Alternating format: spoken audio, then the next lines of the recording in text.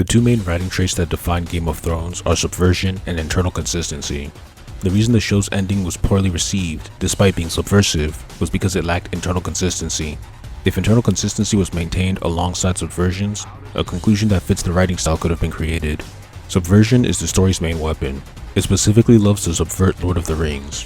One of the patterns I noticed is that major characters pursuing an objective get killed before they can reach it.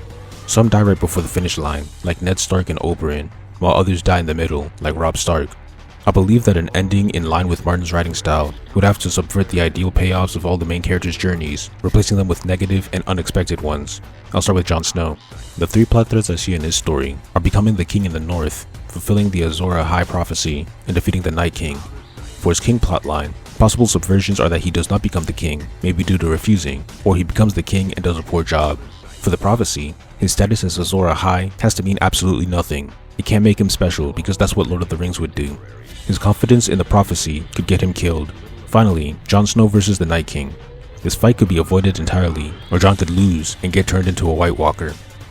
In Daenerys' story, the main plot thread is about her liberating the oppressed people. The show subverted this by having her, who strives to be a just ruler, turn into a mad queen. While this works as a subversive payoff to her trying to avoid following in her ancestors' footsteps, it results in character inconsistency. A better subversion would have her Breaker of Chains identity backfire. The places she liberated would end up in a worse shape than before, and it would create a revolution that would end in her death. Jon and Dany, who represent ice and fire, were also set up to meet one another. This could be subverted by not having them meet, or having them kill each other, possibly due to a White Walker Jon. Arya's main plot thread was about getting revenge. In the show, she avenges Robb by killing Walder Frey. Despite being satisfying, it's not subversive and instead follows the expected outcome. An ending that feels more like Game of Thrones would have her either suddenly get killed on her revenge quest or getting killed by Walder Frey.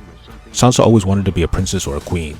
The story initially subverts this by properly making her suffer when she gets what she wanted, but then it reconstructs her into a competent queen.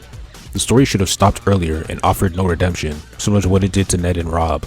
She can either die or just live in suffering. The biggest setup was the battle against the coming winter. In The Lord of the Rings, there's a final battle against the evil forces and the heroes win, living happily ever after. There are two subversions to this. The first is that the battle against the White Walkers never happens because the humans already killed each other. The second is that they fight the White Walkers and lose. Regardless of the option, the heroes have to lose. The same pattern would be followed for characters like Tyrion, Cersei, Jaime, and Littlefinger. In rewrites I've seen, they have more expected and traditional payoffs rather than shocking subversions. What I came up with may not be a satisfying ending, but it would be faithful to Martin's writing style that made Game of Thrones popular. Live by the subversion, die by the subversion.